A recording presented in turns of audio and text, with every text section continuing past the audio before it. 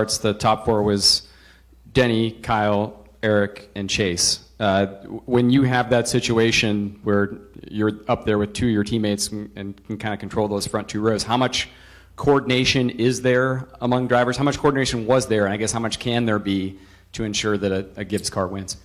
Yeah, I mean, there's no guarantees at all. I mean, you just hope, from my standpoint, that the person that's behind you gives you a push. I think that all the drivers are smart enough now to know that, like, the power is in numbers. When you start, pushing down the front stretch and through the corner, that line will go. And there was one that was really crucial for Kyle and myself, where he pushed me all the way into turn one.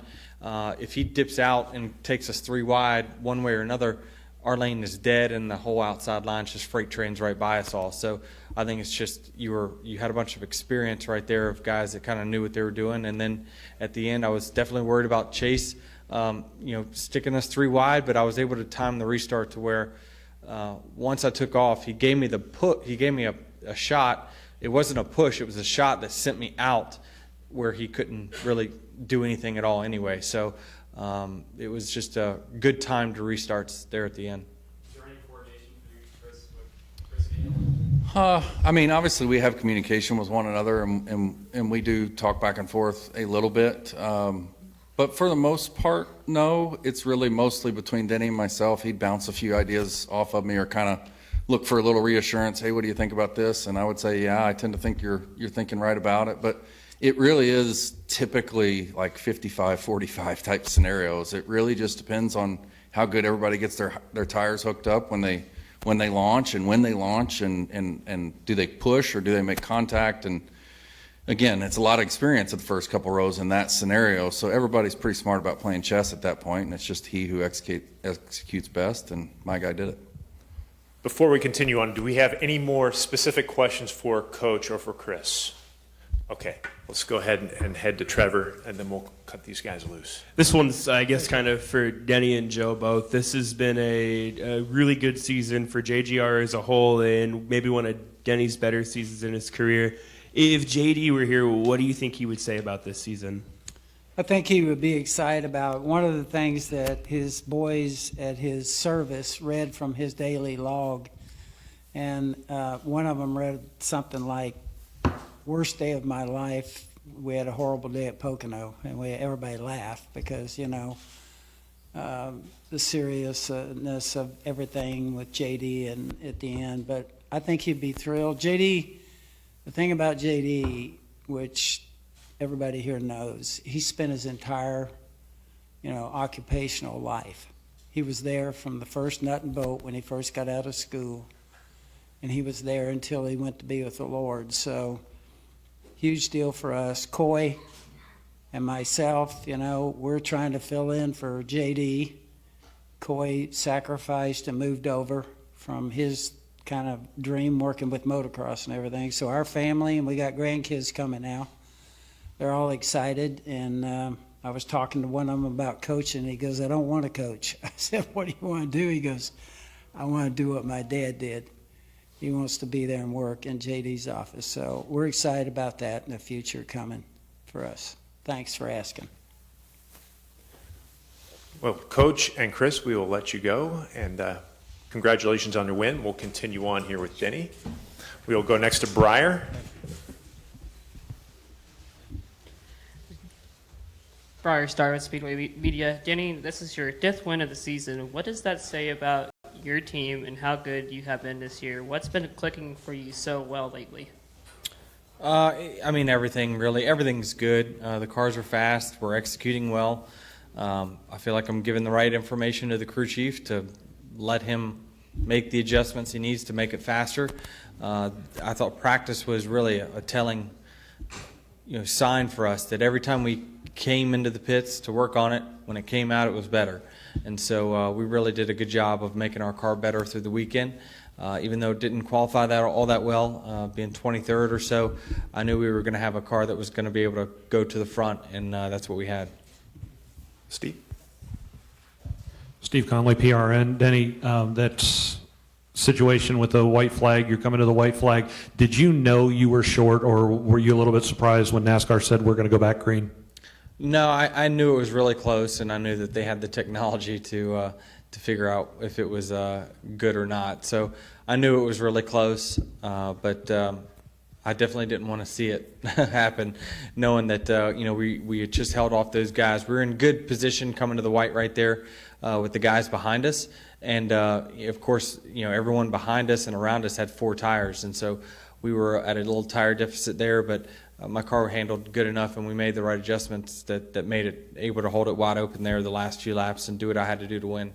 Follow-up to that, on that restart, you had 300 cars lined up on the inside. What was the decision on your position to start from inside or outside? Yeah, I'd had so much success from starting from the inside earlier that day that I just was committed to it. I wasn't comfortable taking the top, being unknown of whether my car was going to accelerate correctly or not. Also, with that is you have kind of the white line up until the start-finish line to be your security blanket of someone dipping low. So I was just able to time it to where when I gave him the signal to go, as soon as he hit me, I took off and it lunged me out there enough to clear those guys. And with them racing side by side, that was key for me. Sterling Siemens with KCOU. Denny, this is statistically one of your best seasons of your career. And as it gets later and later into the playoffs, you've had experiences, you have experience in the playoffs as it gets down towards the end of the season. With that experience in mind, do you and the team feel more prepared this year to make a charge at a championship? Yeah, I mean, I think that certainly we're running as well as we ever have. We're contending for race wins week in, week out. We've got great engines, great cars, great engineering. Everyone from TRD to JGR has really put together some good race packages at all types of different racetracks. And there's really, even though the next few weeks there's a variance of you got a short track, you got a mile and a half, and then you kind of got a short track hybrid in Phoenix. We feel like we can win at every single one of them. So that's one thing that not a lot of drivers probably can say is that they feel like they can win at every single track they go to, and that's been the case for us this year. Denny, Scott Stiles, Fox Sports Radio. During the race, obviously, track had a lot of grip today, but the sun came out for a period of time, and a lot of drivers were complaining about tightness of the car. Did you experience any of that today? Well, I thought our car was better than most. The cars that we were racing around, we were kind of always marching forward. We got a good restart there at the end of stage 1 that put us in a good position to start 5th, I think, in the start of stage 2, and then we took the lead from Martin not long after that. So it just my car was handling good. I think we prepared for conditions like this, and obviously it showed up to where we were slow in qualifying, but we were fast when it counted in the race. Dominic Cotter, going to the Racing Experts and ESPN Radio in Albuquerque. Since the beginning of the year, you've passed drivers like Dale Jarrett and Fireball Roberts on the all-time wins list. Is that something you take a look at, and is the wins list something that you pay quite close attention to, or not really? Yeah, I mean, there's hallmark wins. I mean, once you get to 30, you want to get to 40. Once you get to 40, you want to get to 50. So, 40 is my next goal, and I think we can reach that very, very soon. Hopefully early next year would be a nice thing, unless we can run off 4 in a row here over the next 4 weeks. But I just I can't believe kind of the success that we've had. My career has been way beyond anything I ever expected, but it's been because of the people I've been aligned with, and that's no joke. I mean, I've been with race winning organization with JGR, been with the same sponsor, the same team, Toyota now for over 10 years, and so most of the success has come with those guys, and so I feel like we've just got everything is. I've got everything I need to go out there and win every single week. It's up to me to do it. We'll go Gavin, Jacob, then Steve. Hey, Denny, Gavin Doe from the NASCAR College Media Program here. 2018 you came off of a winless season, but this year you have 5 wins in your belt with you and Chris Gabehart. How strong has that bond been with Chris Gabehart this year? It's been a game changer. I mean, he prepares differently. He does a lot of things that he asks a lot of the right questions, and questions that I don't necessarily think of when we're debriefing between practices or even during a race. So I think he has the bigger picture always in his mind of what we need to do to be better. And so it's because of a crew chief driver relationship. That's such a huge part of success in the Cup Series, and obviously that switching to him has equaled success for us. So we really got a good thing going, and hopefully we can continue that momentum for at least 4 more weeks.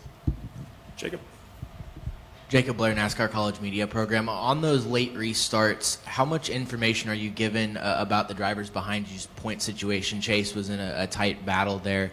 How much information are you given about that, and then how do you use that information in determining which lane you want to choose? Well, it is a determining factor. I think I asked on the final restart, Chris actually volunteered the information that, hey, he only needs 1 more point by our numbers to make it anyway. So I was like, well, that's even more of a reason to push us into turn 1, because everyone who had pushed me into turn 1 came off turn 2 second. And obviously he came off second. So I think that it was important for us to, if we could keep that inside line all aligned and to push, the outside line really didn't have a chance there. So he did that and got in. Steve, and then we'll finish with Nick.